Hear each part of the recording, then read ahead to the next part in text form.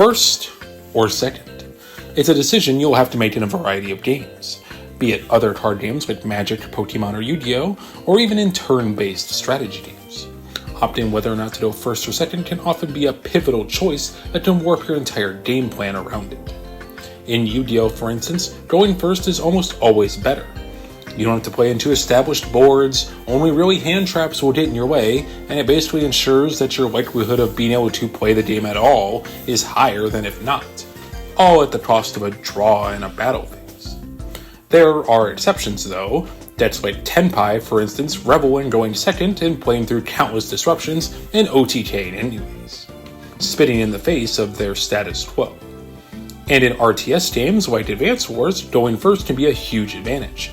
Getting to buy units first, getting to your starting income first, and just in general getting to do more things before the opponent. This is balanced in Advance Wars by Web by providing player 2 a starting infantry and occasionally other things like a bonus property to offset the power of the first turn advantage. Hell, even things like chess have a first turn advantage to white, meaning that white has anywhere from a 52 to 56% more likelihood of winning simply off the back of it goes first. But this is an Arakai channel. You don't care about Yu-Gi-Oh!, Advance Wars, or chess. What should you do in Arakai? To start this topic, it's important to outline the pros and cons of first and second in Arakai. To start, let's outline briefly the basic turn structure. Draw phase, spirit phase, main and battle phase, your second main phase, and the end phase.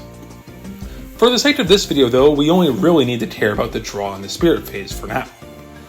At the beginning of each turn, you'll get to unrestrain all your allies in spirit on your board, then draw for your draw phase, then draw again for your spirit phase, then place any hand card into your spirit. Keeping in mind, both players begin the game with 2 spirit by default.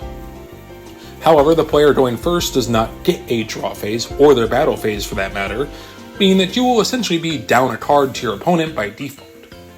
You begin your first turn with 6 hand cards, draw a 7th, then place 1 into your 2-card spirit, making it 3. You then have 6 cards to work with, and can play up to 3 levels worth of ally, any amount of spells, etc., then end your turn. Your opponent, the player going second, will begin their turn with their draw phase, unlike you, then their spirit phase, then has normal turn phasing, but due to them going second, they'll have 7 cards to work with, unlike your 6, and can actually attack things, unlike you. This, on paper, may make it sound like going second is the obvious choice. After all, you get free card advantage over the opponent without actually doing anything, and you'll have equal spirit, so it's surely an equal playing ground, and you'll get the first blow, right? Well, it's not as cut and dry as that. Well, everything I just said, the extra draw, equal spirit, and first blow are all true statements. It's actually commonly believed going first to be optimal despite these things. This is due to 2 factors: spirit advantage and curve, which are more so concepts than actual game mechanics, so consider this a bit of an advanced lesson to new players, or even struggling players who might not have good grasps on winning. Deck building in Arakai is weird. Take a look at any deck list I've made recently, and you should notice a trend. Shaman?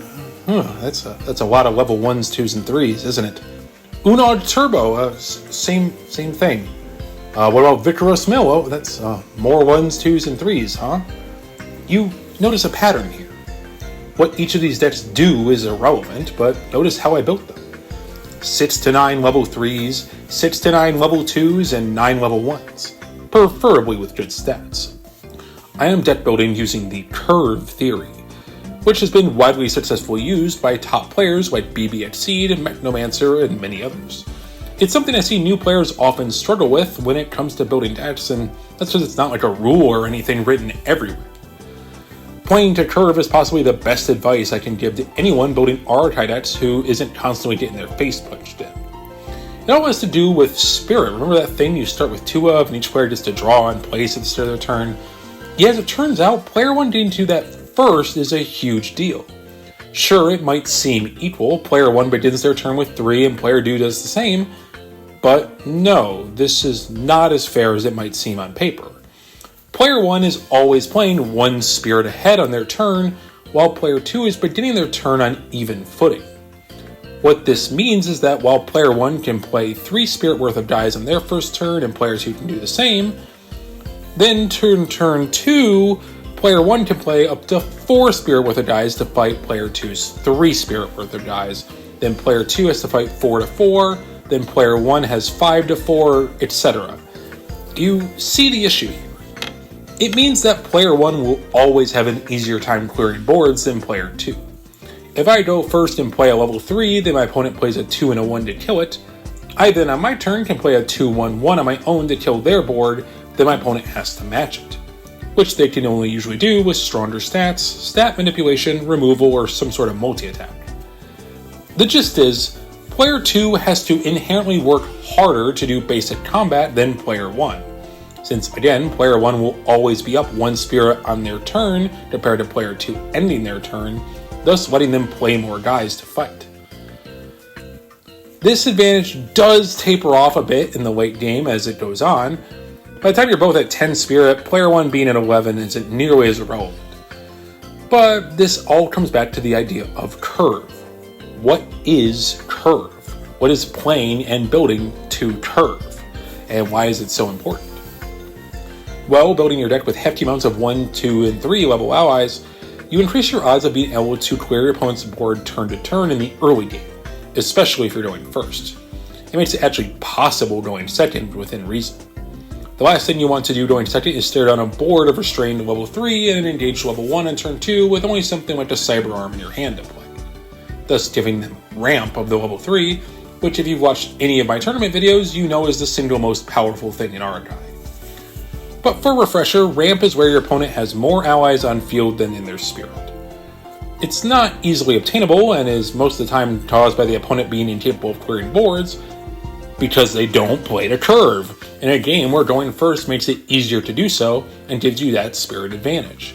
I have seen too many people build decks with like no level 2s or only a handful of 1s or just don't play the curve at all for the sake of gimmicks, and wonder why they lose when they let their opponent ramp a Beelo button.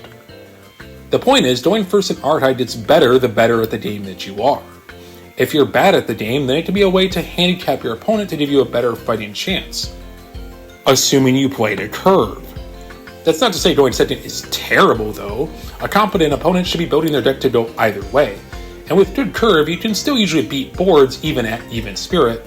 And if you're playing a deck that needs to see specific cards, or if your deck has limited plussing, then maybe going second for the extra card is preferable. Not to mention, since player 1 can't get a combat phase, playing allies turn 1 is questionable. Unless the ally in question can plus or replace itself in some way, seeing someone invoke a level 2 vanilla turn 1 and passing to mitigate some damage is always so nice to see for me because it means I'm now up 2 cards on my opponent and we've only just started playing. So this is a bit of a disadvantage for player 1. Since your allies can't fight, they are restricted to their effects to make them even considerable turn 1. Meaning going first and passing is very common in the game, because people want that spirit advantage for curve, but don't want to throw out a Melina just for it to get its face kicked in by a level 2 and a 1, essentially giving them nothing. So which should you do? Do you go first and accept that your plays will be restricted, are down card economy, but have superior spirit? Or do you go second, play whatever you want, draw an extra card, get first blood, but accept that you're taking turns on even spirit the entire game? Or at least the early game where it matters. Well, I think that depends on you and whatever you're playing. If you have a crap ton of allies that go +1 like Star, you probably don't care about losing a draw phase. But if you're an aggressive deck wanting to win as soon as possible like Giant Insect, you probably want to go first to get that spirit advantage. Sure, you lose a battle phase, but having spirit tempo is superior to 1 combat. But in a Wander Hall deck, then missing out on the spirit tempo might not be so bad if you're aiming for the late game for your big plays. Think of something like Celestial, for instance, where most of its power comes from its late game. Or if you're a combo deck needing specific pieces, then getting the extra draw could help you accomplish this goal. But also, it's up to whatever you do as a player. If you're less experienced, I'd recommend going first by default whenever you can. The spirit tempo is a great way to play stronger than the opponent by default, and can help carry a weaker player versus a stronger one. Just remember to build the curve.